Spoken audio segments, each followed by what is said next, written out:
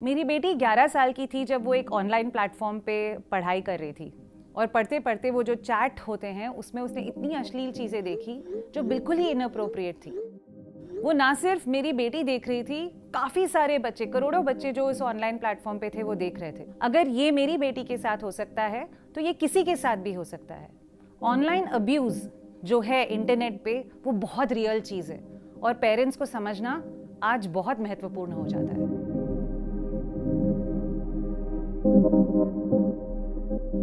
Parents क्या करेंगे अगर बच्चा पहली बार चलने लगता है? तो पार्क में जाते हैं तो हम देखते हैं कि बच्चों को कोई मार तो नहीं रहा, कोई स्ट्रेंजर तो नहीं मिल रहा उससे, या फिर वो स्ट्रेंजर बच्चे को बहला फुसला के कुछ कह तो नहीं रहा जिससे कि बच्चा डर जाए।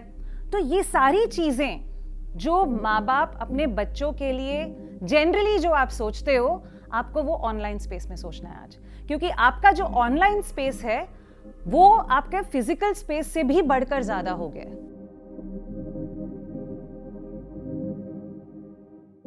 ऑनलाइन स्पेस में जब कोई भी चीज होती है तो लोगों को लगता है कि ये दिखता नहीं है, वो चाहे स्टॉकिंग हो, बुलिंग हो, फिशिंग हो, या तो चाइल्ड सेक्सुअल अब्यूज मटेरियल अगर बच्चों के पास आता है, सब कुछ ही एक एक्सट्रीम एंड पे हो रहा है। दूसरी बात ये है कि जो परपेट्रेटर्स होते हैं हमें पता भी नहीं कौन है। वो ग्रूमर्स जो होते हैं ऑनलाइन स्पेस में हमें पता ही नहीं कि कौन है। वो हो सकते हैं कि ट्रैफिकर्स हो सकते हैं। जो ऑनलाइन अब्यूज कर रहे हैं उसका जो फिजिकल स्पेस में जो उसकी मैनिफेस्टेशन होती है वो एक हद तक मानव तस्करी तक लेकर जा सकती है बच्चों को।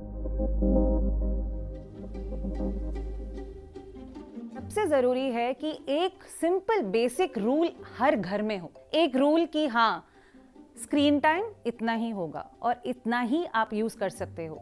दूसरी बात बहुत जरूरी है कि कभी भी आप उनको ये बताइए कि कुछ भी डाउनलोड करते हैं, या फिर प्ले स्टोर हो या कोई भी स्टोर हो जहां से उनको डाउनलोड करना है अपने ऐप्स को, बिना आपकी परमिशन के वो कुछ भी डाउनलोड नहीं करेंगे।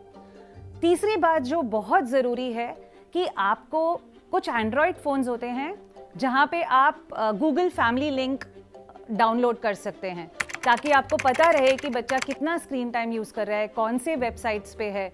लेकिन एप्पल और आईफोन्स जो होते हैं उनमें आप गूगल फैमिली लिंक नहीं डाल सकते हैं। लेकिन कस्टोडियो करके एक और ऐप है जो आप डाउनलोड कर सकते हैं, जिससे आपको यही चीज़ें आपको पता लग सकती हैं। एक और जो चीज़ है जो बहुत इम्पॉर्टेंट है कि राउटर लेवल पे भी आप अपने बच्चे को सुरक्षित रख सकते हैं। कुछ जो वेबसाइट्स हैं आपको लगता है कि ये बिल्कुल ही सही नहीं है बच्चों के लिए और उनको नहीं जाना चाहिए, आप राउटर लेवल पे भी रेस्ट्रिक्शंस कर सकते हैं।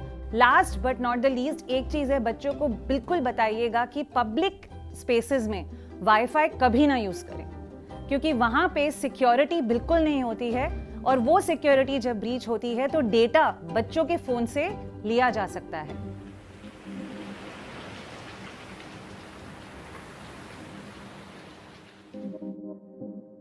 अगर आपका बच्चा अग्रेसिव हो रहा है, इरिटेटेड हो रहा है, कि मतलब आप फ़ोन निकालते हैं उनसे या उनको बोलते हैं कि स्क्रीन टाइम कम करिए तो उनको गुस्सा आता है, तो एक ये साइन है कि वो एडिक्ट हो रहे हैं इंटरनेट से। दूसरी बात ये है कि अगर वो अकेलापन महसूस करते हैं या अकेले रहना चाहते हैं, ज़्यादातर ऑनलाइन ही दिखते हैं आपको, और वो सोशल स्पेसेस में इंटरैक्ट नहीं कर रहे हैं, वो भी एक बहुत बड़ा साइन है। तीसरा साइन ये भी है कि उनका खाने का पैटर्न चेंज हो गया है। और चौथी बात ये है कि उनका एकेडमिकली अगर कोई बच्चा अच्छा पढ़ रहा है और वो नहीं पढ़ पा रहा है या कंसंट्रेशन कम हो रहा है, ये सारे जो साइंस हैं वो जो है वो माँ बाप को कॉन्स्टेंटली देखना ज़रूरी है।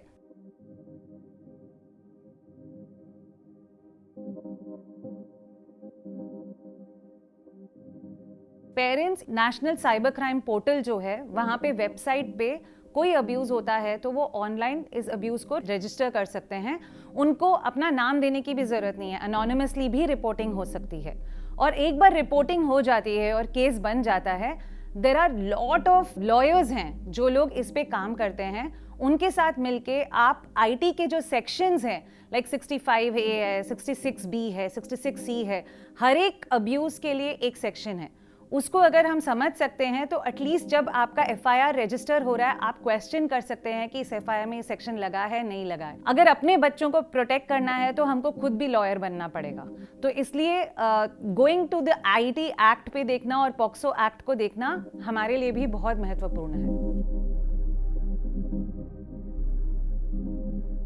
उनको ये बताना ज़रूरी है कि जो अब्यूज़र्स अगर हैं या फिर वो आपसे पर्सनल डिटेल्स मांग रहे हैं तो वो पर्सनल डिटेल्स आपको नहीं देने हैं। आपसे अगर कोई कॉल कर रहा है और वो कॉल बिल्कुल आप जानते नहीं हो उस पर्सन को, या फिर आपको मैसेज आ रहा है, आपको रिप्लाई नहीं करना है।